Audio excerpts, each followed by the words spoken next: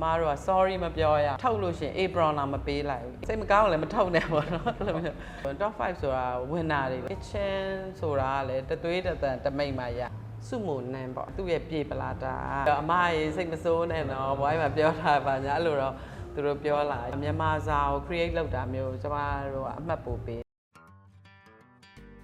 မင်္ဂလာပါဒီကနေ့ Taste Window Magazine တွေ့ဆုံမင်းများကန်အစီအစဉ်မှာမိတ်ဆက်ပေးခြင်းတဲ့သူတူဦးကတော့ Master Chef မြန်မာအစီအစဉ်မှာဝါသနာရှင်ပြိုင်ပွဲဝင်တွေကိုခတ်တင်းတင်းခတ်မာဝေဖန်တတ်တဲ့ Master Chef မြန်မာအစီအစဉ်ရဲ့အကဲဖြတ်တိုင်တူဖြစ်တဲ့မတ်ဖြူဖြူတင်ပဲဖြစ်ပါတယ်။ TV ဖန်သားပြင်နောက်ွယ်ကသူ့ရဲ့စိတ်ခံစားချက်သူ့ရဲ့အတွေးအမြင်သူ့ရဲ့ဘဝနေထိုင်မှုပုံစံတို့ကိုကျွန်တော်တို့ဒီနေ့တစ်စိတ်ဆောင်မေးမြန်းတင်ဆက်သွားမှာဖြစ်ပါတယ်။မင်္ဂလာပါမင်္ဂလာပါ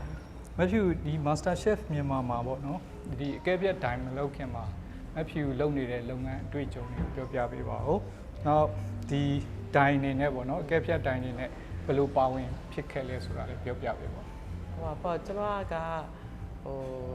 အသက်30လောက်မှာအလုပ်စလုပ်တာပေါ့နော်ပြောမယ်ဆိုရင်အဲ့တော့ Monson Restaurant ကိုကျွန်မ2004ခုနှစ်မှာစပြီးတော့ဒါပထမဆုံးကျွန်မရဲ့စီးပွားbusiness တစ်ခုလုပ်တာလည်းဖြစ်တယ်အရင်ကတော့ကလေးသမီး2ယောက်မွေးတယ်ဆိုအိမ်အောင်ကြပြီးတော့ housewife ပဲပေါ့နော်ဆိုပေမဲ့ကျွန်မကလည်းလုပ်ငန်းတစ်ခုလည်းလုပ်ချင်တယ်ဆိုတော့ကျွန်မအမကလည်း Exotissimo Travel and Tour လုပ်တော့ကျွန်မတို့တိုးတွေကျွေးရတယ်နိုင်ငံသားတွေကိုကျွေးရတဲ့ခါမှာနိုင်ငံသားကိုကျွေးလုပ်ရတဲ့ Asian အစားအစာပေါ့မြန်မာစာနဲ့ Asian စာလေးတွေကိုလုပ်မယ်ဆိုပြီးတော့ကျမတို့ Monson Restaurant ကိုတိမ်ပြူလမ်းမှာပေါ့အဲ့တော့တိမ်ပြူလမ်းမှာ2004ခုနှစ်ကစပြီးတော့လုပ်ဖြစ်ပါတယ်အခုဆိုရင်တော့22နှစ်လောက်ရှိပြီပေါ့နော်ကျမတို့လုပ်တာအဲ့ Monson လုပ်ပြီးတဲ့အချိန်မှာကျမကဒီအခု Monson ဆိုင်အစ်စ်ပေါ့နော်ဒါကတော့ဓမ္မစေတီလမ်းမှာရှိရပေါ့ဒီနေရာမှာကျမတို့ကMonument အရုပ်ဆိုင်နဲ့စားအုပ်ဆိုင်ကိုလုပ်ပါတယ်အဲ့ဒါကတော့ကမ္ဘောဒီးယားကျမတို့မိတ်ဆွေတွေနဲ့တူတူပေါင်းပြီးတော့ရုပ်ဆိုင်စားအုပ်ဆိုင်ဒါဆိုစားအုပ်ဆိုင်ပေါ့ဒီနေရာလုပ်တယ်လုပ်ပြီးတဲ့အခါမှာကျမ2012လောက်မှာကျမရန်ကုန် Bake House အဲ့ဒါကတော့ social business ပေါ့ social business ဆိုကျမအကျိုးအမြတ်ကိုအလေးမထားဘဲနဲ့ဒုက္ခရောက်တဲ့အမျိုးသမီးတွေကိုပညာဒါနလည်းပေးတယ်ပြီးရင်သူတို့ pay and train ခေါ်တာပေါ့ကျမတို့ကလစာလည်းပေးတယ်ပညာလည်းbakery လည်းသင်ပေးတယ်ပြီးရင်အလုပ်ကိုင်လည်းရှာဖွေပေးတယ်အဲ့လိုလစာတွေပါတယ်ပေးဖို့အတွက်ကိုကျမတို့က bakery ဆိုင်လေး coffee ဆိုင်လေးဖွင့်ပြီးတော့ရန်ကုန် Bake House social business ကိုလုပ်ဖြစ်ပါတယ်အဲ့ဒါလုပ်ဖြစ်တဲ့အကြောင်းကတော့ကျမ2012ခုနှစ်မှာ American အစိုးရကနေပြီးတော့International Visitor Leadership Program ပေါ့နော် IVLP ဆိုတဲ့ဟာအဲ့ဒါကိုတစ်လဖိတ်ပါတယ်အဲ့မှာကျမတို့ US မှာပေါ့တစ်လလျှောက်ပြီးတော့ကြည့်တဲ့အချိန်မှာအဲ့လို social business တွေအဲ့ချိန်မှာစပြီးတော့လည်းခေတ်စားလာတယ်ဆိုတော့အရင်ကတော့ကျမတို့လူမှုရေးလုပ်တယ်ဆိုရင် NGO တွေfoundation တွေကပေးတဲ့အလှူငွေနဲ့လုပ်တာပေါ့နော် UN တို့ဘာတို့ USAID တို့အဲ့လိုမျိုးတွေနဲ့လုပ်တယ်ဒါပေမဲ့အဲ့မှာအခုအဲ့2012ကျမသွားတဲ့အချိန်မှာဘာတွေ့လဲဆိုတော့ကိုယ့်ဘာသာကိုချရဖို့ကိုရက်ပြီးတော့လူမှုရေးတွေလုပ်နေကြတာကိုတွေ့ရပေါ့ဒီကိုယ့်ဘာသာကိုပတ်စံရှာပြီးတော့မှရှာလို့ရတဲ့ပတ်စံနဲ့ဒီလူမှုရေးကိစ္စတွေကိုလုပ်တာဆိုတော့ဒီ business model လေးကိုကျမမြန်မာပြည်မှာလည်း introduce လုပ်ချင်တော့ရန်ကုန် Bake House ကိုကျမမိတ်ဆွေနိုင်ငံခြားသူတွေပေါ့2ယောက်နဲ့တူတူကျမတို့3ယောက်အဲ့မှာ2012မှာစပြီးတော့တည်ထောင်ဖြစ်ပါတယ်ဆိုတော့အဲ့ဒါတော့ bakery ဆိုင်ပေါ့နော်အဲ့ဒါတွေလုပ်နေတဲ့အချိန်မှာပဲပေါ့2016လောက်မှာထင်တယ်ကျမတို့ Master Chef မြန်မာစပြီးတော့ရိုက်တော့မယ်ဆိုတော့ကျမတို့ဆက်သွယ်လာတာတော့ဥရှာကီလေရှာကီစကဥရှာကီရယ်ပြီးတော့ကန်တော်ကြီးက Michelle ပေါ့နော်သူတို့ကနေပြီးတော့အမျိုးသမီးတစ်ယောက် judge ကိုသူတို့2ယောက်နဲ့အမျိုးသမီး1ယောက်လိုတဲ့အခါမှာမြန်မာအစားအစာပေါ့နော်ရောင်းနေတဲ့ဆိုင်လည်းဖြစ်တယ်ဆိုတော့ကျမတို့က fine dining international အဆင့်မီရဲ့မြန်မာအစားအစာရောင်းနေတော့အဲ့လိုမျိုးဟာကိုလည်း include လုပ်ချင်တယ်ပြီးတော့အမျိုးသမီးတယောက်လည်းပါစေချင်တယ်ဆိုပြီးကမ်းလှမ်းလာတဲ့အခါမှာကျမကလည်းဒီ Master Chef ကိုအရန်ကြိုက်တယ် Master Chef US တို့ပါလို့ဆိုရင်အရင်တည်းကလည်းကြည်တယ်သူတို့ပြိုင်တဲ့ပုံစံတွေ judge လုပ်တဲ့ပုံစံတွေကိုလည်းသဘောကျတဲ့ခါကျတော့ချက်ချင်းပဲလက်ခံလိုက်ပြီးတော့စပြီးတော့လုပ်ဖြစ်တာပါ Master Chef ဟုတ်ဒါဆိုရင်မဖြစ်တော့ဒီ Monsoon Restaurant ဆိုလို့ရှိရင်က ဒါနှစ်ပေါင်းဘယ်လောက်ကြာ22နှစ်ရှိပါ22နှစ်ရှိပါဂျားထဲမှာတော့ကိုဗစ်ဖြစ်လို့2နှစ်3နှစ်တော့ကျွန်တော်တို့ပိတ်လိုက်တယ်ဒီ Master Chef မြန်မာအဲ့ season 1မစခင်ဆိုလို့ရှိရင် Monsoon Restaurant ကဒါ15နှစ်လောက်ရှိပါတယ်နော်နောက်ပြီးတော့ဒီခုန social business ဖြစ်တယ် social business ကျွန်တော် bake house ဒီ2012မှာအဲ့ဒါက Master Chef ရှာပြီးစပြီးမစသေးဘူးပေါ့မစခင်ပါပဲဆိုတော့နှစ်မျိုးပေါ့နော်အစားအသောက်နဲ့ပတ်သက်ရင်တော့ bakery pastry တွေလည်းကျွန်မတင်နန်းတွေလည်းပေးတယ်ရောင်းလည်းရောင်းတယ်ပြီးတဲ့ခါကျတော့ဟိုပါပေါ့မြန်မာနဲ့ Asian အစားအစာတွေကိုလည်းဟိုကနိုင်ငံတကာနိုင်ငံခြားသားတွေလည်းအကြိုက်တွေ့အောင်လို့ကျွန်တော်တို့ကတက်ခင်းရောင်းချတာပေါ့နော်ဆိုတော့ကျွန်မရဲ့ရွယ်ချက်ကလည်းမြန်မာအစားအစာကိုကဘာသိအောင်လုပ်ချင်တာဆိုတော့ Master Chef မှာလည်းကျွန်မအဲ့ရွယ်ချက်လည်းပါပေါ့ Master Chef ရ Master Chef မြန်မာဖြစ်တဲ့အတွက်မြန်မာအစားအစာတွေကို fine dining plate တွေနဲ့ဘယ်လိုဟို introduce လုပ်မလဲပေါ့ကြည့်ကြလို့ရှိရင်လည်းမြန်မာအစားအစာကိုကဘာလည်းသိသွားမယ်ပေါ့ဆိုပြီးတော့အဲ့ဒါလည်းရွယ်ချက်ပါတာပေါ့လေအဲ့ဒါဖြစ်ဒါဆိုရင်ကျွန်တော်ဒီပြိုင်ပွဲဝင်ဝါသနာရှင်တွေကိုအကဲဖြတ်ဖို့ပါဒါဟိုဘယ်လိုပြောမလဲကိုယ့်ကိုဟိုယုံကြည်မှုအပြည့်ရှိနေမှာပေါ့နော်ဘာလို့လုပ်ငန်းတွေးကြုံပြီးတော့မဟုတ် Master Chef ရဲ့ပုံစံကိုလည်းကျွန်မသိနေတော့ तू က chef တယောက်ရှာရတာပေါ့ Master Chef Kitchen အတွက် chef တယောက်အယောက်20ပြိုင်တာလာပြီး interview ရဲ့သဘောပေါ့။မာတယောက်ရှားမှာဆိုတော့ဒီအလုပ်ကလည်းကျွန်မ15နှစ်လောက်လုပ်လာတဲ့အလုပ်ပေါ့နော်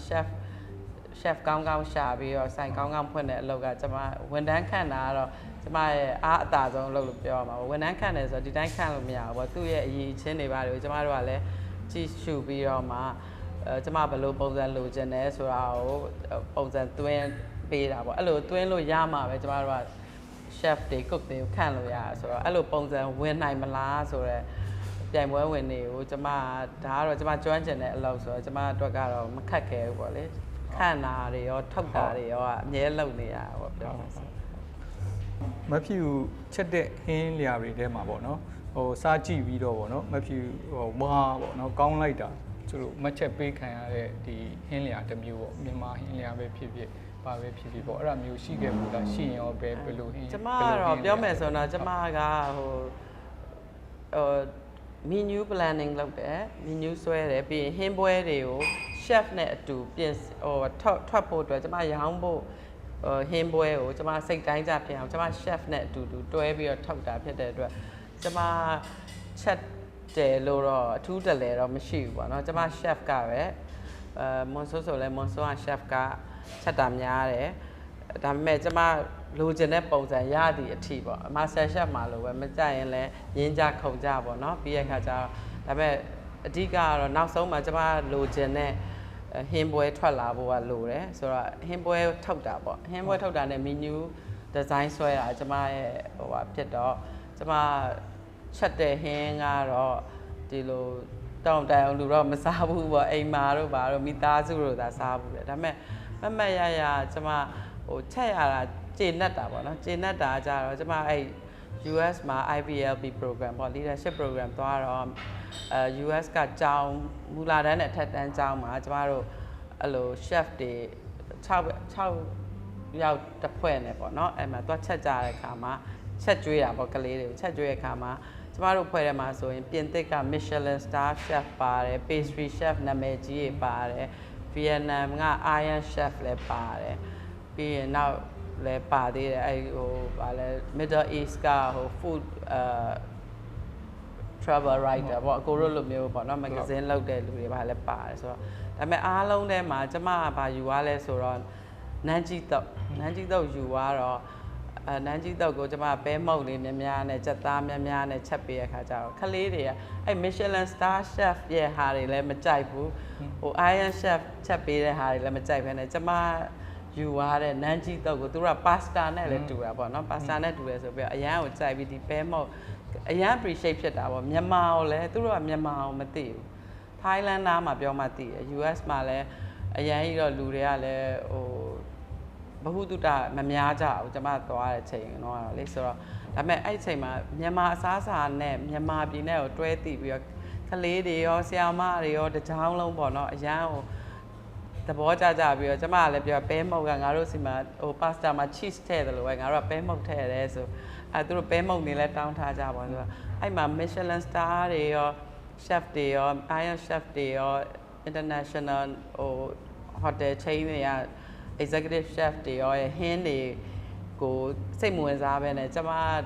ချက်တဲ့ဟိုနန်းကြီးတုတ်ကိုအရန်ကိုကြိုက်ကြတယ်စိတ်ဝင်စားရပေါ့နော်အဲ့ဒါကတော့ကျေနပ်ပီတိဖြစ်ရတယ်ပေါ့တိုင်းတစ်ပါးမှာလေကိုယ်တွေသွားတဲ့ချိန်မှာပေါ့လေဟုတ်တယ်နော်ဒီ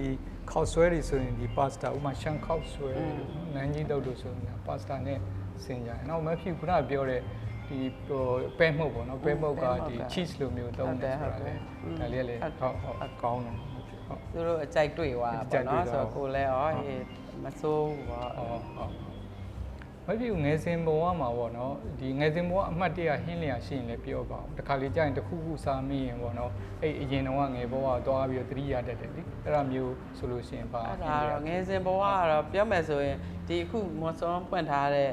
ဒီဓမ္မစေတီလမ်းကနေရာကိုပဲပြန်ပြောရမှာဒါကဒီဟာကကျမကတော့အဖိုးဖွားအိမ်ပေါ့ဟုတ်ဒါအဖိုးဖွားအိမ်ပေါ့နော်အရင်ကလေဖိုးဖွားအိမ်ဆိုတော့ကျမတို့ကနွေရာသီကျောင်းပိတ်ရဆိုရင်အဖိုးဖွားအိမ်မှာလာနေကြမြည်တယ်လာနေကြရင်အဖွားကလည်းဟင်းချက်တာအရန်ဝါသနာပါတယ်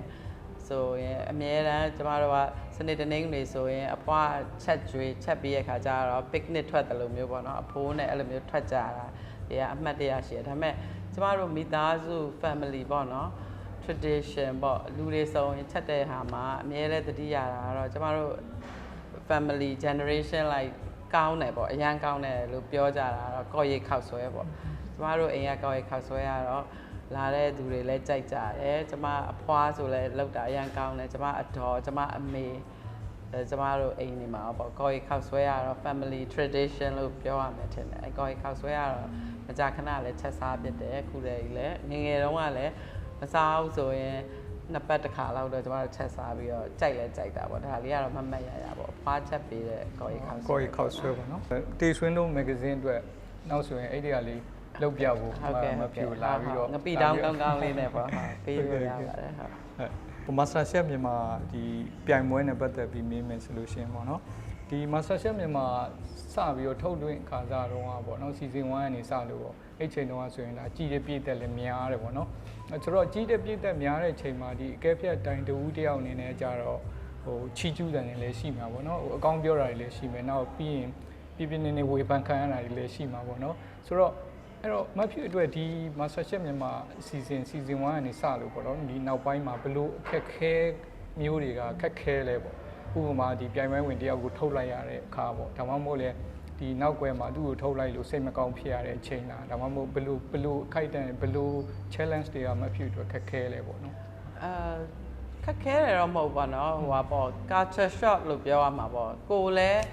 ကကြတော့လဲဘယ်လိုလဲဆိုတော့ဒီ free to air ဆိုတဲ့ဟာကိုအမကလည်းရင်တော့ကတော့ TV program တွေပါတယ်တခါမှလည်းမရိုက်ဘူးဆိုတော့ free to air ဆိုတာတနိုင်ငံလုံးအနှံ့ရောက်သွားမယ်လူမျိုးစုံဟိုပါပေါ့လူမျိုးပေါင်းစုံလူမျိုးစုံနေရာမျိုးစုံကနေကြည့်ကြမယ်ဆိုတာမသိတော့ဟိုကြည့်တဲ့လူတွေမှာလည်းနည်းနည်း culture shock ရှိမယ်ထင်တယ်အမားတို့ကပုံမှန်ဆိုလို့ရှိရင်ပြိုင်ပွဲတွေပါတယ်အများသဖြင့်လုပ်တယ်ဆိုပြိုင်ပွဲဝင်တွေက symbol တို့ဘာတို့မှနေတယ်just လုပ်တဲ့လူတို့ဘာတို့ကထိုင်နေကြအများတာအမားတို့ master chef ကတော့စလာတဲ့အမားတို့က symbol မှာမတ်တက်ကြီးရက်ပြီးတော့ပြိုင်တဲ့လူတွေကအရှိမပြိုင်တယ်ပြီးရင် master chef ရဲ့ပုံစံကအမားတို့က sorry မပြောရဘူး master chef မှာထုတ်လို့ရှိရင် apron တော့မပေးလိုက်ဘူး apron ဘာထားပြီးတော့မှ master chef kitchen ကသွားရမယ်ပြီးရင်တေချာဟိုပေါ့မတင်းမဲ့ပြောရမယ်ပေါ့ဟိုအားနာစရာမလိုဘူးပေါ့ကိုသူက chef လုပ်နိုင်တယ်ဆိုပြီး interview လာလျှောက်တယ်သူကမလုပ်နိုင်မဲနဲ့လာလျှောက်တယ်ဆိုကိုကတော့မှဟိုစိတ်မကြည်တာလို့ရတယ်ပေါ့ပြောမယ်ဆိုလေသူတို့ကလုံနိုင်တယ်ဆိုပြီးလာတဲ့အချိန်မှာမလုံနိုင်ဘူးဆိုရင်အမတို့မှာအလုပ်ထုတ်ပိုင်ခွင့်ရှိရပေါ့အလုပ်ထုတ်တဲ့သဘောပေါ့နော်အင်တာဗျူးမအောင်ဘူးပေါ့ဆိုတော့အဲ့လိုမျိုးဆိုတော့သူပြောတဲ့ဂတိနဲ့မတည်ဘူးပေါ့အဲ့လိုပုံစံမျိုးအမတို့ကိုစိတ်ထဲမှာထားပြီးပြောဖို့လဲ Master Chef International Master Chef တွေလည်းလာပြီး Master Chef Producer တွေပေါ့နော်လာပြီးတော့ပြောထားရှိရဲဆိုတော့အမလည်း Master Chef US တို့ Australia တို့ Canada တို့တောက်လျှောက်ကြည့်တော့ just တွေဘယ်လိုလုပ်ရမလဲသိတော့အဲ့ဒါတွေကတော့အခက်ခဲမရှိဘူးဒါပေမဲ့လူတွေကတော့ဆက်စချင်းမှာနည်းနည်းအဲ့လို culture shock ဖြစ်ပြီးတော့အမျိုးသမီးလည်းဖြစ်တယ်အဲ့လိုပေါ့ နှင်ထုတ်တယ်ပေါ့နှင်ထုတ်တယ်ပေါ့ master chef မှာဆိုတော့ဒီတဲကနေထွက်သွားလို့ပြောတယ်ပေါ့ဆိုတော့ဒါဒီ program ကိုမသိတဲ့လူတွေကြတော့အစမှာတော့နည်းနည်းလေးထူးဆန်းနေတာပေါ့ထူးဆန်းနေဒါပေမဲ့တကယ်တမ်းတော့အမားတို့ professional kitchen တွေမှာလည်းဘယ်သူမှတော့ချော့ပြီးတော့မပြောနေဘူးပေါ့နော်အမားတို့ chef တွေဆိုလို့ရှိရင်လည်းcook တွေပါဆိုခေါင်းလေးခောက်တယ်လူလည်းခောက်ပေါ့နော်စူစရာရှိစူမှားလို့လည်းမရဘူးအင်းပွဲ100လူ100စားတာပေါ့နော်ဆိုတော့ကြောင်းတက်နေရမဟုတ်စောင်းပွဲဖြစ်နေရမဟုတ်တဲ့အတွက်အဲ့လိုမျိုးတွေရှိတော့အမအတွက်ကတော့အဲ့လိုထုတ်ရတာတို့ဘာလို့မှာတော့တိတ်အခက်ခဲတော့မရှိဘူးကိုကလည်းအရင်တည်းကစိတ်ထဲမှာသတ်မှတ်ထားပြီးသားငါဒီအယောက်20မှာ19ယောက်ကိုထုတ်ရမယ်ဆိုတော့ကိုကသိပြီးသားမထုတ်ချင် judge မလုပ်နဲ့ပေါ့နော်အဲ့လိုမျိုးဆိုတော့ဒါကိုယ့်ရဲ့အလုပ်ဆိုတော့တိတ်တော့အမမှာတော့အရင်အခက်ခဲမရှိဘူးပြီးတော့လည်းအမဟိုပါပေါ့ကိုထုတ်တာလေဒီ3ယောက်ပဲထုတ်တာကျန်တဲ့လူက voting နဲ့ထုတ်တာလည်းမဟုတ်ဘူးဆိုတော့စိတ်မကောင်းပါဘူးလို့ဘာလို့ပြောလို့ရှိရင်အမစိတ်ထဲမှာတော့ဟန်ဆောင်တယ်လို့အမကလည်းနည်းနည်းထင်တာပေါ့စိတ်မကောင်းလည်းမထုတ်နဲ့ပေါ့နော်အဲ့လိုမျိုးဖြစ်ရမှာပေါ့ဒါကိုသဘောနဲ့ကိုထုတ်တဲ့ကိစ္စမှာထုတ်ရမှာပဲလေဆိုတော့ကိုထုတ်ချင်လို့ထုတ်ပြီးမှတော့ sorry ပါတယ်လည်းအရင်ကြီးတော့မပြောချင်ဘူးဒါပေမဲ့အဲ့ top 5နောက်ပိုင်းပေါ့နော် top 5ရောက်သွားတဲ့ခါကျတော့အဲ့ top 5တွေကပြောမယ်ဆိုရင် top 5ဆိုတာ winner တွေပဲအမားတို့အတွက်တော့လေဒီ9ယောက်ကဘယ်သူပဲဖြစ်ဖြစ် winner ဖြစ်နိုင်တယ်ကန်ဆိုးကန်ကောင်းတယ်သူတို့ရဲ့ညံကွန်မြူးနိုင်တာပေါ့မှာပဲမူတည်တော့တယ်ချက်တာပြုတ်တာတဲ့တူသွားတော့အဲ့ top 5မှာတော့ထုတ်ရတာတော်တော်ကိုလည်းခက်တယ်ထုတ်လည်းမထုတ်ချင်ဘူးဘယ်သူမှလည်းပြီးရင်ထုတ်ရတာခက်တယ်အထူးသဖြင့် final ပေါ့ final 2ယောက်ကတကယ်တမ်းတော့ညစလုံးဝင်တာပဲအဲ့မှာလည်းဟိုပါပေါ့ရွေးရတာတော့တော်တော်ကိုလည်းခက်တယ်အမားတို့ decision ကြဖို့3ယောက်တည်းပဲမဲ့3-4နာရီကိုသူတို့ချက်ပြီးတဲ့အချိန်မှာတော်တော်လေးကိုရွေးရပါတယ်ဘာလို့ဆိုတော့မြတ်မြတ်တတလည်းဖြစ်စေခြင်းနဲ့ပြောမယ်ဆို2ယောက်စလုံးကလည်းဝင်တာဖြစ်ထိုက်တဲ့လူတွေပဲဆိုတော့အဲ့ဒါမှဘယ်သူကနည်းနည်းလေးတာလဲပေါ့ဆိုတော့အဲ့နေရာမှာတော့ခက်ခဲပါတယ်ဟုတ်ပြီစပုံမူကောင်းတယောက်ဖြစ်လာဖို့ဘာရီလိုလဲပေါ့သူပါရမီပါဖို့လိုတာလားဒါမှမဟုတ်သူလေ့ကျင့်မယ်စီကံရှိမယ်လေ့လာမယ်ဆိုရင်ဖြစ်လားပေါ့နော်အဲ့ဒါလေးပြောပြပေးပါဒါကတော့အမရဲ့အမြင်ပေါ့နော်အမအတွက်တော့စဖို့မူကောင်းတယောက်ဆိုရင်ပါရမီပါဖို့တော့လိုတယ်လို့မထင်ဘူးဒါပေမဲ့ဝါသနာပါဖို့တော့လိုတယ်သူကဝါသနာပါရမယ်ပြီးရင်တော့ဇွဲရှိရမယ်လေးလာတင်ယူနေရမယ်လေးလာတင်ယူနေဖို့ကတော့အလွန်အရေးကြီးရယ်ပြီးရင်ဟိုဝါသနာပါရမယ်ဝါသနာပါရင်ဇွဲရသူ့လိုရှိသွားတာပေါ့နော်ဆိုတော့စူးစမ်းအပတ်တကုတ်လဲစူးစမ်းအထောက်ရမယ်မလွယ်တော့မလွယ်ဘူးစပိုမူကောင်းတယောက်ဖြစ်ဖို့ကတော့လွယ်ကူတဲ့အရာတော့မဟုတ်ဘူးချက်တက်ဖို့ကတော့အရင်မခက်ဘူးပေါ့နော်ဒါပေမဲ့စပိုမူကောင်းတယောက်ဖြစ်ဖို့ကပြီးရင် तू ကဟိုပါပေါ့ team နဲ့အလုပ်လုပ်နိုင်ဖို့လဲလိုတယ်အဖွဲ့နဲ့ပေါ့နော်ဒီလို restaurant တွေ hotel တွေမှာစပိုမူလုပ်မယ်ဆိုရင်တော့ဟိုကိုယ့်ရဲ့ team နဲ့ကိုကဟိုအငယ်ဖြစ်နေရင်လဲကိုယ့်ရဲ့အထက်ကလူနဲ့kitchen ဆိုတာကလည်းတသွေးတသံတမိတ်မှရ chef ပြောထားတဲ့အတိုင်းလုပ်မှရမယ်ပြီးရင်ကိုဟို manual ရှိရင်လည်းဒီ manual အတိုင်းတိတိကျကျလုပ်မှပဲရမှာပေါ့နော်ဒီချိန်မှာဒီဟာထည့်ရမယ်ဟိုချိန်မှာဟိုဟာထည့်ရမယ်ဆိုတာကိုပြောထားတဲ့အတိုင်း chef သင်ပေးထားတဲ့အတိုင်းတိတိကျကျလုပ်ရမယ်ပြီးရင်ဟိုပါပေါ့ဇွဲရှိဖို့တော့လိုတယ်မှားရင်လည်းနောက်မမားအောင်ပေါ့နော်ခဏခဏလည်းမားလို့မရဘူးပေါ့လေဆိုတော့အမားလည်းမခံဘူးဆိုတော့ပါရမီရှိဖို့တော့မလိုဘူးဝါသနာပါဖို့တော့လိုတယ်ပေါ့အမားထင်နေတာပေါ့နော်ဒီပြိုင်ပွဲမှာပေါ့နော်ပြိုင်ပွဲဝင်တယောက်ကိုမဖြူခုနပြောခဲ့တယ်လို့ပေါ့သူကထုတ်ဖို့ထုတ်ရတော့မယ်ပြန်လှုပ်ရတော့မှာပေါ့နော်အဲ့ခါမှာတစ်ခါလေးကြာရင်လည်းဒီ job ဟိုကဲပြတ်တိုင်က3ယောက်ရှိတာဟို3ယောက်ရှိတဲ့ခါကျတော့မဖြူတို့အကျိတ်နဲ့တယောက်နဲ့တယောက်ဆွေးနွေးပြီးတော့တယောက်ထုတ်ချင်တဲ့လူနောက်တယောက်ကမထုတ်ချင်တယောက်ကထုတ်ချင်ပေါ့နော်အဲ့လိုမျိုးအငင်းခုန်တွေရှိကြပြီပေါ့နော်ရှိကြမယ်ဆိုတော့အဲ့အငင်းခုန်တွေအဲ့ဒီအခက်ခဲတွေကအဲထဲမှာအမှတ်တရပေါ့မဖြူအမှတ်တရဖြစ်တဲ့ဥစ္စာလေးပြောပြပေးပေါ့ဟုတ်အဲ့ဒါကတော့ကျမတို့ဟိုပါပေါ့ရှိတယ်တောက်လျှောက်တော့လေကျမတို့အမှတ်ပေးတော့လဲခွဲပြီးပေးတာဟောကျမနောက်ကိုဟို team ကတယောက်ကလိုက်တယ်နောက် just တယောက်ကလိုက်တယ်ဆိုတော့အမတို့ကတက်ပဲပေးတာဆိုတော့တခါလေကြာလဲကိုကအရန်ကြီးကောင်းတယ်ထင်ပေမဲ့ကျန်တဲ့သူတွေကအမှတ်ကမပေးထားတဲ့ခါကျတော့အမှတ်အရန်နည်းနေတာမျိုးရှင်လဲဟ ဘာဖြစ်လို့လဲလို့ပြန်မေးတာမျိုးတွေတော့ရှိတယ်ဒါပေမဲ့လည်းအများသောအားဖြင့်တော့3ယောက်မှာ2ယောက်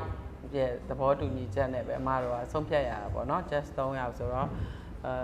2ယောက်ကကြိုက်တယ်လို့ပဲအမတို့ရွေးရတယ်အဲ့ဒါမှမတ်ရဆိုရင်တော့အရန်ကိုခက်ခဲတာပေါ့နော်ခက်ခဲတာကတော့အခုနောက်ဆုံးဟိုပါပေါ့ All Star Master Chef All Star မြန်မာမှာဟိုပါမင်းခန့်မော်နဲ့ဟိန်းထအောင်ပေါ့နော်သူတို့2ယောက်ဆိုလို့ရှိရင်သူတို့ကအမပြောသလိုပဲ final 2ယောက်ဆိုတာ2ယောက်စလုံးဝင်တာပဲအဲ့မှာမှဘသူကနည်းနည်းလေးတာလဲအမတို့ကအကျိတ်နဲ့ရွေးရတာရွေးတဲ့အချိန်မှာဘယ်လိုဖြစ်လဲဆိုတော့မင်းခန့်မော်က Asian ဘက်ကိုတာတယ် Asian ဘက်ကိုတာတယ်ဟိန်းထအောင်က Western ဘက်ကိုတာတယ်ဒါပေမဲ့သူတို့ရဲ့ဟိုတေချာတိကျမှုအရသာကောင်းမှု plating တွေပြီးရင် technique တွေသုံးတာပေါ့နီးပညာတွေသုံးတာတွေကအကုန်လုံးက perfect ဖြစ်နေတယ်ဒါပေမဲ့တစ်ခုက Asian ဘက်ကိုတော်တော်လေးသွားတယ်တစ်ခုက Western ဘက်ကိုသွားတဲ့အခါမှာအမားတို့ကရှင်ပြီးတော့အမှတ်ပေးရတာတော်တော်လေးခက်တာပေါ့နော်ဟိုမြန်မာ Asian စာကိုပဲ Western technique နဲ့သူကချက်သွားတယ်ဆိုရင်တော့2ယောက်စလုံးကဆိုရင်နည်းနည်းလေးအမှတ်ကိုရှင်ပြီးတော့သူလောက်သွားတာလေးကဘာလေးတာလဲပေါ့ဒါကကြမင်းခန့်မော်ဆိုလို့ရှိရင်လည်းတကယ်ကို Asian တော်တော်လေး Asian technique တွေကိုမှပေါင်းတာတွေဘာတွေအဲ့လိုမျိုးဆိုတော့ဟိုဘက်ကWestern ကမီးကိုကစားသွားတာเนาะ temperature ကိုကစားသွားတာဆိုတော့အဲ့ဒါနှစ်ခုကသွားရှင်ဘောကတော်တော်လေးခက်တော့အဲ့မှာတော့အမတို့လည်းအကျိတ်အနေပေါ့နော်ညင်းကြခုံကြပေါ့နော်စိတ်တွေလည်းကောက်ကြပေါ့လို့နောက်ဆုံးတော့လည်းဟို decision တော့ကြာသွားပါတယ်ဟောပြိုင်ပွဲဝင်တယောက်ကိုထုတ်လိုက်ပြီးတဲ့အခါပေါ့နော်သူ့ကိုထုတ်လိုက်တာငါမထုတ်ခဲ့မိရင်ကောင်းတာသူ့ကိုဆက်ပြီးပြန်လိုက်ရင်ကောင်းတာဆိုတဲ့အခိုက်အတန့်မျိုးရှိခဲ့လားမသိဘူးအမအနေနဲ့တော့မရှိဘူးလို့ပဲပြောရမှာပေါ့နော်ဒါပေမဲ့ဘယ်လိုရှိလဲဆိုတော့ तू ကတစ်ခါလေးကြာရင်သိတယ်သူ့မှာ skill တွေရှိတာဒါပေမဲ့ तू ကဒီမှာပြိုင်ပွဲ challenge မှာပေးထားတဲ့ title နဲ့လွဲပြီးတော့ပြိုင်နေတာအချိန်မီမပြီးသွားတာတော့အဲ့လိုမျိုးဒါမှမဟုတ်အရသာမှာတော်တော်လေးဟိုလိုသွားတာ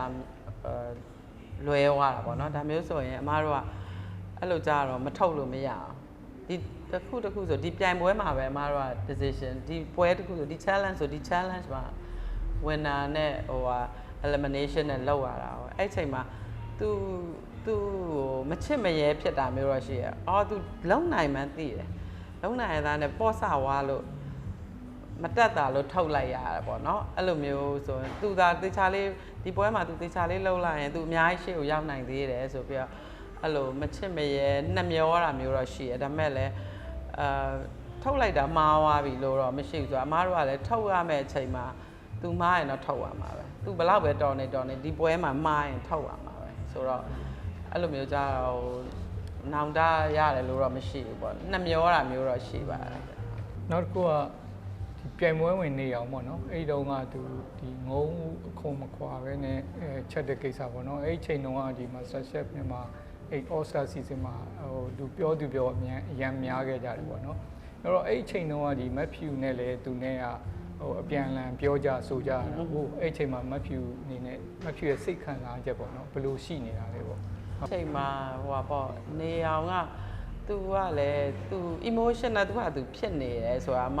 တော့ရိပ်မိတယ် तू ပြန်ပွဲမစခင်တည်းက तू က तू personal emotional တခုခုရှိနေတယ်ထင်တယ် तू ကစိတ်တွေမရှည်နေဘူးစိတ်တိုနေပြိုင်ကြတဲ့ကလေအဲ့လိုမျိုးစိတ်တိုင်းတွေမကြနေဘူးဖြစ်နေရတော့တွေ့တဲ့ခါကျတော့ဟိုပါပေါ့အမားကတော့စိတ်ပူသွားတယ်သူ့ကိုအဲ့ချိန်မှာဒါပေမဲ့လည်းကိုရီးယားလည်းမပြောလို့မရအောင် TV ကရိုက်နေရအောင်เนาะရိုက်နေရဆိုတော့ဟိုဟာ तू ကမှားနေရဟို तू ကပြန် argue လုပ်တဲ့အချိန်မှာကိုကလည်းပြန်ထောက်ပြရတာပေါ့ပြန်မပြော तू ကပြန်ပြောနေရအောင်ကိုကပြန်မရှင်းပြရင်လည်းကိုမားတယ်လို့ဖြစ်နေမှာ तू အမားလေးကိုကပြန်ထောက်ပြရတဲ့အခါမှာသူ့ကိုတော့စိတ်ပူသွားတာဒါ free to air ဖြစ်တဲ့အတွက်ဒီ TV မှာဒီ TV program ကလည်းထဲ့မှာပဲဒါကလေဟိုပါပေါ့ပွဲစုမဲ့ကိစ္စမျိုးဆိုထဲ့တော့မှာဆိုတော့ဒါသူ့အတွက်ကိုတော့အမကနည်းနည်းစိတ်ပူတယ်ဒါပေမဲ့အမကတော့ပြောစရာရှိတာကိုပြောရမယ်ဟာတော့ပြောလိုက်တာပဲပေါ့နော်ဆိုတော့အပြန်အလှန်အခြေတင်လေးတွေတော့ဖြစ်သွားတော့သူတော့စိတ်မကောင်းနည်းနည်းတော့ဖြစ်သွားတယ်ထင်တယ်အဲ့မှာဂျိုးဇက်ကလည်း နည်းနည်းအဲ့လိုမျိုး Joseph တို့ကြတော့ chef လေ executive chef လည်းဖြစ်တော့အမားတို့တက်ပို့ပြီးတော့စီကန်းကြီးရပေါ့just တွေ chef တွေကိုပြန်မပြောရအောင်အဲ့လိုမျိုးဆိုเนาะအမားတို့ကပြောနေဆိုအဲ့မှာ Joseph ကလည်းဝင်ပြောလိုက်တော့သူကအပြစ်သူ့ကိုလည်းဝိုင်းပြောတယ်လို့လည်းဖြစ်သွားတယ်ပြီးရင်သူအပြစ်လည်းပို့ပြီးတော့များတယ်လို့ဖြစ်သွားတာပေါ့เนาะသူကပြန်ပြောတယ်ပြန်ညင်းတဲ့အချိန်မှာဒါပေမဲ့သူပြောတာကလည်းမှားနေတဲ့ခါကျတော့သူ့အတွက်တော့ image နည်းနည်းလေးထိခိုက်တယ်ပေါ့เนาะအဲ့ချိန်မှာတော့အမကတော့အရန်ကြီးတော့ emotion တော့မဖြစ်ပါဘူးဒါပေမဲ့နည်းနည်းတော့စိတ်တူသွားပေါ့နော်ဘာလို့အဲ့လိုမျိုးလောက်တာလဲသူသိတယ်လေဒီလိုမလောက်ရဘူးဆိုတာလဲအဲ့လိုမျိုးတော့ရှိတယ်ဒါပေမဲ့အရန်ကြီးတော့အမကတော့မဟုတ်ပါဘူးသူတော့နည်းနည်းလေးတော်တော်လေး emotional ဖြစ်တယ်တဲ့ပြီးတော့လဲသူတော့လာပြီးတော့တောင်းပန်ပါတယ်အမပါညာဆိုအမကပြဿနာမဟုတ်လို့ဒါပေမဲ့ TV ကသူတို့ရိုက်ထားရင်လွှင့်မှာပဲလို့အဲ့ဆိုတော့ကိုယ့်ဘက်ကိုနောက်တော့တတိထားပေါ့အဲ့လိုပဲသူတို့ပြော season 1 2 3 4ရှိတယ်ပေါ့နော်အဲ့ဒီမှာ final ပေါ့ final ပြိုင်ကြတယ်နော် final ပြိုင်ကြတဲ့ခါကျတော့ဒီ main course ရှိမယ် starter ရှိမယ်နောက်dessert ရှိမယ်ပေါ့နော်အချိုပွဲရှိမယ်ပေါ့အဲ့ဒီ final ပြိုင်ကြတဲ့ဒီ menu တွေထဲမှာပေါ့နော်မဖြူအတွက်ဘယ် menu ကဒီ season 1 2 3 4ရှိတယ်ပေါ့နော်ဘယ် menu ကမဖြူအတွက်အမှတ်ရဆုံးဖြစ်နေတယ်final menu တွေကတော့အားလုံးကကောင်းကြပါတယ်ကောင်းတော့ဘယ်သူဟာအရန်ကြီးပိုအမှတ်တရရဲလို့တော့အဲ့လိုမဟုတ်အားလုံးကတော့တော်တော် final 2ယောက်ပြိုင်တယ် final ပြိုင်တဲ့ချိန်မှာဆိုသူတို့ကလုံးဝ level အရန်ကိုကွာသွား top 3နဲ့ top 2နဲ့တော့မတူတော့ဘူးပေါ့နော်သူတို့လည်းအချိန်ကြားထဲမှာတစ်ပတ်ပေးလိုက်တယ်ပေးပြီးတော့training တွေလည်းထပ်ပေးတဲ့အခါမှာသူတို့ level အရန်ကောင်းသွားပြီဆိုတော့အားလုံးကperfect ပဲဘယ်ဟာမှလိုအပ်ချက်ကိုမရှိလို့အမတို့ကအများတန်းလည်းခက်ခဲပေါ့နော်ဒါပေမဲ့final menu ထဲပေါ့နော်အမအရန်ကိုမှတ်ရနဲ့ဟာပေါ့သဘောကျကျေနပ်တာပေါ့ကျေနပ်တဲ့ဟာကတော့စုမုံနန်းပေါ့စုမုံနန်းက season 3 winner နော် season 3 winner ဆိုတော့စုမုံနန်းကသူကဟာပေါ့ final တော့မဟုတ်ဘူးတဲ့သူရဲ့ပြေပလာတာသူပြေပလာတာချက်တာအမတို့လည်းတစ်သက်လုံးပြေပလာတာဆိုတာစားလာပဲပေါ့နော်ဒီတိုင်းကြည့်ရင်တော့ပြေပလာတာပဲပေါ့ဒါပေမဲ့ तू ကသင်ထားတဲ့ technique တွေchicken broth တွေကို reduce ချတယ်အဲ့လို western technique တွေနဲ့temperature မှန်လေးနဲ့ तू ကအရန်ကိုလည်းတိုးတက်လာတာပေါ့စပြီးတော့ပြိုင်တာကနေပြီးတော့ final ကိုနားကိုရောက်တဲ့အချိန်မှာအရန်ကိုတိုးတက်လာပြီးတော့ကြိုက်တာတစ်ခုချက်ပါဆိုတဲ့အချိန်မှာသူ့ရဲ့ပြေပလာတာတသက်မမေ့ဘူးလို့ပြောရမှာပေါ့နော်အရန်ကိုမမျော်လင့်ထားလောက်အောင်ကောင်းတယ်ပေါ့အဲ့လောက်ကောင်းတဲ့ပြေပလာတာတခါမှမစားဘူးပေါ့သူရဲ့အဲ့ကြောင့်ဝါသနာဆိုတာအရေးကြီးရယ်ဆိုတော့သူ့ရဲ့ဝါသနာကို तू ကစူးစမ်းလိုက်တဲ့အခါမှာလုံးဝ perfect ပြေပလာတာပေါ့အဲ့ဒီပြေပလာတာတော့အမ Master Chef ပြိုင်ပွဲ၄ခုမှာအမှတ်တရအဖြစ်ဆုံးပဲပေါ့ပြိုင်ပွဲဝင်တွေရဲ့အရေးချင်းကိုစစ်ထုတ်တဲ့အခါမှာပေါ့ဒီ mystery box ရှိမယ်နောက် team text ရှိမယ်နောက် pressure text ရှိမယ်ပေါ့နော်အဲ့ဒီ text တွေကမဖြူအတွက်ပေါ့ဘယ် text ကဒီပြိုင်ပွဲဝင်တယောက်ရဲ့အရေးချင်းကိုစစ်ထုတ်နိုင်ဆုံးလဲပေါ့နော်ဘယ် text ကကျမအနေနဲ့ကတော့ပြိုင်ပွဲဝင်တွေရဲ့ဟာပေါ့ talent နဲ့သူတို့ရဲ့အရေးချင်းကိုပြစေချင်တယ်ဆိုရင်ကျမအနေနဲ့ကတော့သူတို့ own creation ပေါ့သူတို့စိတ်ကြိုက်ဟင်းပွဲထုတ်တာပေါ့အဲ့ဒါမှာသူတို့ရဲ့အားသာမှုအရှိဆုံး technique တွေသူတို့ရဲ့အရသာအစပေါ့ plate တင်အစသူတို့စိတ်တိုင်းကြ create လုပ်ရတဲ့အခါမှာသူတို့ရဲ့အကောင်းဆုံးတွေထွက်လာတဲ့အတွက်အဲ့လိုမျိုး challenge ပေါ့ own creation challenge ကိုကျမကတော့ပြန်ခိုင်းရတာကြိုက်တယ်ဒါပေမဲ့နောက်တစ်ခုဆိုရင်တော့ team challenge တွေပေါ့ team challenge တွေကကြတော့သူက kitchen professional kitchen သွားမယ်ဆိုရင်သူကတယောက်တည်းနဲ့မရအောင်အများနဲ့မှာဘယ်လိုကိုယ့်ရဲ့ skill ကိုလည်းပြသနိုင်ရမယ်ပြီးရင် team work ကိုဘယ်လိုကိုယ့်ရဲ့တာဝန်ကိုဘယ်နေရာမှာပဲရဘယ်လိုယူမလဲပြီးရင်အထူးသဖြင့် team leader လုပ်တဲ့အခါမှာသူကဒီ kitchen team တစ်ခုကို lead လုပ်နိုင်ရလားပေါ့နော်အဲ့ဒါတွေကိုပြသနိုင်တဲ့အတွက် team challenge တွေကိုလည်းကျွန်မကတော့ team challenge မှာလည်းအရေးချင်းတွေပေါ်တယ်လို့တွေ့တယ်ပေါ့နော်ဆိုတော့အဲ့နှစ်ခုတော့ကျွန်မသဘောကျတယ်ပေါ့ပြန်ပေါ်မှာဟုတ်တယ်နော်ဒီ kitchen ထဲမှာဆိုရင်သူအများနဲ့လောက်ရတဲ့ခါကျတော့ leadership skill ကလည်းကောင်းဆောင်မှု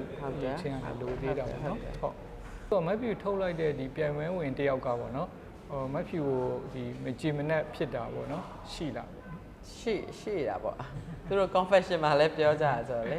မကြည်မနှက်ဖြစ်တယ်ဆိုတော့အထူးသဖြင့်ဟိုလက်တလောပူပူနွေးနွေးမှာပို့ပြီးဖြစ်တာပေါ့သူတို့ confession တွေမေးတာဟောမေးတဲ့အချိန်မှာဆိုကျမတို့ထုတ်လိုက်ပြီးတော့ဒါမှမဟုတ် bottom ကြားတယ်တို့ဘာလို့ဆိုရင်သူတို့ confession မေးအကြီးကျယ်ဖြေကြဒါပေမဲ့လည်းနည်းနည်းသွေးအေးွားတဲ့ခါကျရင်တော့လေသူတို့လည်းသိပါတယ်ကျမတို့လည်းမျက်မျက်တတနဲ့အများစံသားနဲ့လုပ်တယ်ဆိုတော့အဲ့တော့ဟိုပြတော့မယ်ဒီ MRT ဖုန်းမှာပြတော့မယ်ဆိုရင်သူတို့အဲ့လိုအရင်ကြီးပြောထားတဲ့ဟာတွေပါရှင်းတရက်လောက်ကြိုပြီးတော့အမကြီးစိတ်မဆိုးနဲ့နော်ဘွားကြီးမှာပြောထားပါညာအဲ့လိုတော့သူတို့ပြောလာရှိတယ်ဒါပေမဲ့မကျေနပ်တာတွေလည်းရှိတာပေါ့လေဘယ်သူမဆိုတော့ဟိုကိုလောက်တာတော့အကောင်းလို့ပဲထင်တာပေါ့ဒါကလည်းမကောင်းလို့ကျမတို့ကတော့မပြောလို့ပါဘူးဒါပေမဲ့ပြိုင်ပွဲဖြစ်နေတာပေါ့နော်လာပြိုင်လိုက်တယ်ဆိုတဲ့အတွက်ကျမတို့ရဲ့ရွေးချယ်မှုကပဲအဓိကဖြစ်သွားတာပေါ့အဲ့လိုဝေဖန်တာမခံချင်တော့လဲလာမပြိုင်နဲ့ပေါ့နော်အဲ့လိုပြောအောင်ပေါ့ဟိုလာပြိုင်တော့ကျမတို့3ယောက်ရဲ့အကြိုက်ကိုပဲကျမတို့ကရွေးတာဖြစ်တဲ့အတွက်ပြီးရင်လည်း Master Chef မြန်မာဆိုတာကျမတို့ကမြန်မာပြည်မှာအကောင်းဆုံးလို့ပြောတာမဟုတ်ဘူးဒီ Master Chef kitchen အတွက်အကောင်းဆုံး chef ကိုရှာတာကျမတို့ Master Chef အတွက်ပဲရှာတာဖြစ်တဲ့အတွက် Master Chef ကကျမတို့ရှာခိုင်းထားတာပေါ့နော်ကျမတို့ just 3ယောက်ကိုဒီ Master Chef အတွက်အကောင်းဆုံးတစ်ယောက်ရှာပေးပါလို့ပြောတဲ့အတွက်ဒီအယောက်20တည်းကပဲကျမတို့ကရွေးချယ်ရဖြစ်တယ်အဲ့တော့ဒီအယောက်20ထဲမှာကျမတို့အကောင်းဆုံးလို့သတ်မှတ်တဲ့တစ်ယောက်ကိုရွေးတာပေါ့နော်ဆိုတော့မကျေနပ်တာတွေတော့လည်းရှိမှာပေါ့လေဒါပေမဲ့အလုပ်တစ်ခုဆိုတာကိုတယောက်ပဲရွေးမယ်ဆိုတယောက်ပဲရမှာเนาะဆိုတော့ကျန်တဲ့လူကတော့မရနိုင်ဘူးပေါ့လေဆိုတော့ကိုစူးစမ်းအထောက်မှုနဲ့နည်းနည်းလေးပြိုင်ပွဲလေးပြိုင်တတ်မှာ smart လည်းဖြစ်မှာ Master Chef မှာတော့နိုင်ဖို့ chance ရှိမှာပေါ့เนาะနှုတ်မဆိုရင်တော့တော်ချက်တက်ပင်မဲ့လည်းမပြသနိုင်လည်းမရဘူးပေါ့ဆိုတော့သူတို့ရဲ့လိုအပ်ချက်လေးတွေကိုကျမတို့ကလည်းတဲ့ပဲပြောတယ်ဒါအောင်မကြိုက်ဘူးဒါမှားနေတယ်ဒါဆိုငါတို့လက်မခံဘူးလို့ပြောနေကြတဲ့ထက်ခါလောက်ရင်တော့ထွက်ရမှာပဲပေါ့နော်သူတို့ကြိုက်တာပဲရွေးတယ်ဆိုတော့ဟုတ်တယ်ပေါ့ကျမတို့ကြိုက်တာပဲရွေးမှာပေါ့နော်ဆိုတော့အဲ့လိုအနှစ်သက်ဆုံးအင်းလျာတစ်မျိုးပြောပါဆိုရင်ဘယ်ရဖြစ်ကျမနှစ်သက်ဆုံးဟင်းလျာဆိုရင်တော့တစ်မျိုးဆိုတော့ကျမကတော့ဟိုပေါ့မြန်မာစားစာမှာဆိုရင်တော့ကျမအတုပ်တွေကိုကြိုက်တယ်ဆက်လက်မြန်မာအတုပ်တွေကိုကြိုက်တယ်vegetable salad တွေဟို candy မီဖုတ်တုပ်တို့ဘာတွေလည်းကြိုက်တယ်ပြီးရင်ဟိုငဖဲချင်းတုပ်တို့ဘာလို့လိုမျိုးလဲကြိုက်တာပဲစက်သားတုပ်တို့မြန်မာ salad တွေပေါ့မြန်မာအတုပ်တွေကိုကျွန်မအထူးတလဲနှစ်သက်တယ်ကျမတို့မွန်စွန်းမှာဆိုရင်လည်းမြန်မာအတုပ်တွေကအရန်ကိုလည်းရောင်းရတယ်ဟို western drinks တွေနဲ့လည်းပေါ့နော်alcohol တွေနဲ့လည်း like တယ်ဆိုတော့ cocktail တွေပါနဲ့တော်တော်လေး like တယ်မြန်မာ salad တွေက refreshing ဖြစ်တာပေါ့အဲ့တော့မြန်မာ salad က unique လည်းဖြစ်တယ်လို့ကျွန်မထင်တော့အတုပ်တွေကိုတော့ကျွန်မမြန်မာစားစာမှာဆိုရင်တော့အကြိုက်ဆုံးပေါ့ဟိုမကြိုက်ဆုံးအစားအစာပြောပါဆိုရင်မကြိုက်ဆုံးစားစာရဲ့လို့တော့မရှိပါဘူးကြိုက်ပါတယ်သူချက်ထားတဲ့နီးမှန်ရင်တော့ကြိုက်တာပေါ့ဒါပေမဲ့အစားအစာတော့မဟုတ်ဘူးပေါ့အသီးဆိုတော့ကျွန်မဒူးရင်သီးတော့မကြိုက်ဘူးကျန်တာတော့အနံ့ကြောင်ဟုတ်တယ်ဒူးရင်သီးအရသာအနံ့ငယ်တော့စားဘူးတယ်ဒါပေမဲ့ကျွန်မမကြိုက်လို့မစားဘူးကြိုက်တဲ့တွေလည်းရမ်းကြိုက်တာပေါ့နော်ဒါပေမဲ့ဒူးရင်သီးတော့ကျွန်မလက်ခံလို့မရဘူးပေါ့ဆိုတော့ကျန်တာတော့ကျွန်မကြိုက်ပါတယ်အထူးသဖြင့်မအစားအသောက်ကတော့အကုန်လုံးလဲစားတယ်ဟိုစားနေပါတယ်နိုင်ငံခြားတွေသွားလို့ရှိရင်လဲကျွန်မမစားဘူးတဲ့ဟာကိုပဲအကိုမသိတဲ့ဘာလဲမသိတဲ့ဟာကိုမှားစားအများတယ်ဆိုတော့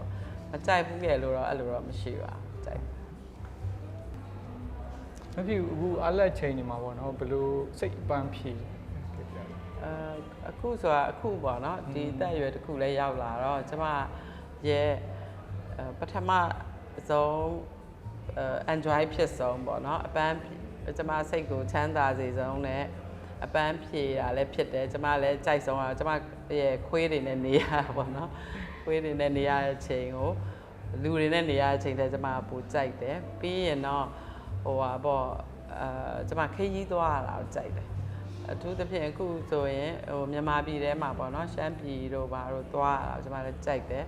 အဲ့လိုရှမ်းပြည်မှာလည်းမကြခင်မှာအဲ့လိုမျိုးရှမ်းပြည်မှာပဲနေပြီးတော့ ကျမ slow living ကိုဟိုပါပေါ့တော်တော်လေးတန်ဖိုးထားရပေါ့အခုဆိုတော့ကိုယ့်ဘာသာကိုအေးစစ်စစ်လေးချမ်းလေးစိုက်ပြီးတော့ကျမခွေးတွေနဲ့နေရတယ် live ကိုတော့ကျမကြိုက်တယ်အဲ့လိုနေနိုင်ဖို့လည်းမျှော်လင့်တာပေါ့နော်မကြခင်မှာဟုတ်တယ်နော်အခု slow living ကခေတ်စားဟုတ်တယ် Monsoon restaurant ရှိမယ် restaurant owner ဆိုတော့ဟုတ်တယ်ပေါ့နော်နောက်ဒီ social business ဖြစ်တဲ့ရန်ကုန် Bake House ရှိမယ်ပေါ့နော်အဲ့ဒါတွေလောက် Master Chef ပြင်မှာလည်းဒါအကဲဖြတ်တိုင်ပေါ့နော်အဲ့ဒါတွေတကယ်လို့ပေါ့နော်မလုတ်ဖြစ်ခဲ့ရင်မဖြူနေနဲ့ဘာတွေလုတ်ဖြစ်နေမလဲပေါ့နော်ကျမထင်တာတော့ကျမဟိုပါပေါ့ကျမဟိုအလှပြင်ရတော့ဝါသနာမပါဘူးဒါပေမဲ့ကျမ skin care ပေါ့နော် lotion တွေပါတယ်မျက်နှာပါ skin care ကိုလည်းတေချာလေးလုပ်ဖြစ်တယ်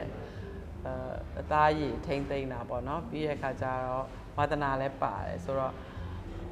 ပြီးချီသေးလက်သေးလေးလောက်တာပါဆိုတော့ကျမထင်တယ်ကျမဒီအစားအသောက် line ဘက်ကိုမသွားပြင်တော့ကျမဟိုပါပေါ့beauty salon ဖြစ်ဖြစ် skin care center ဖြစ်ဖြစ်လုပ်ဖြစ်မယ်ထင်တယ်ဟုတ် Master Chef ပြင်မှာ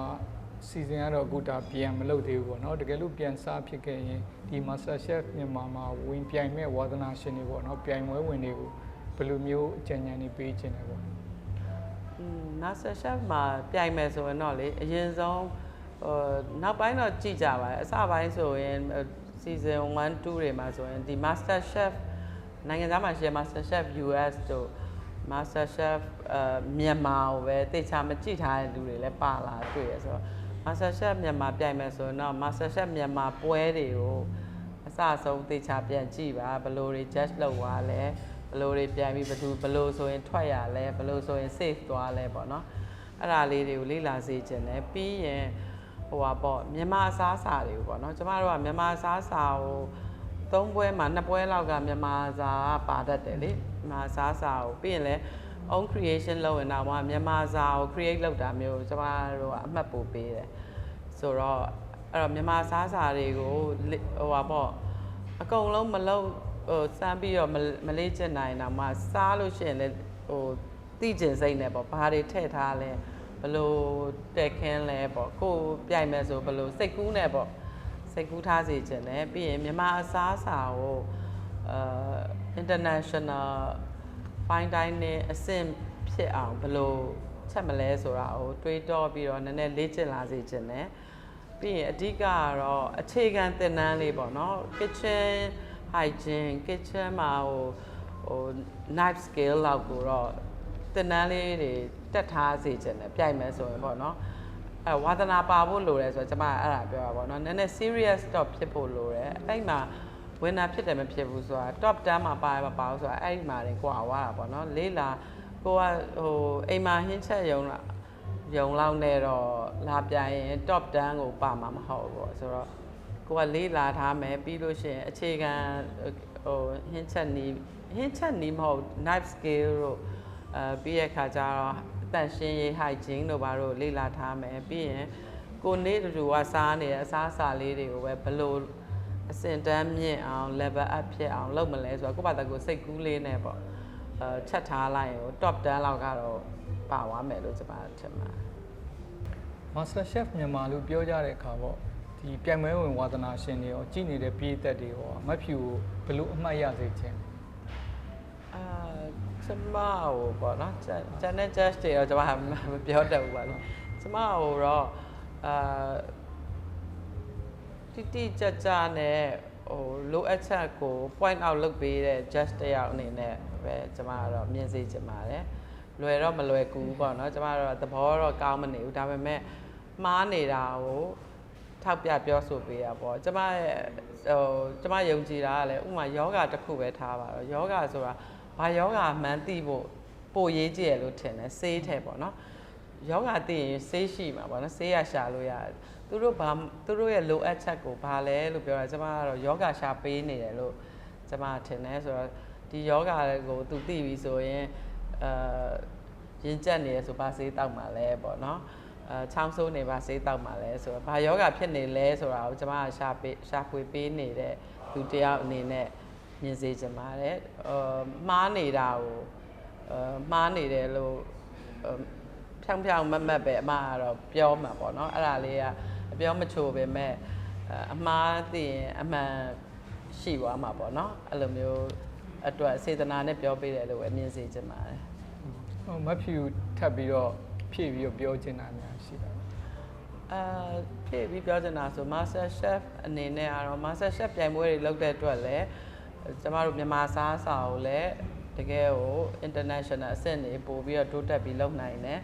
ဒါတစ်ကမ္ဘာလုံးကကြည်ရလဲဖြစ်တဲ့အတွက်မြန်မာစားစာကိုလည်းကမ္ဘာသိမယ်ပြီးရင်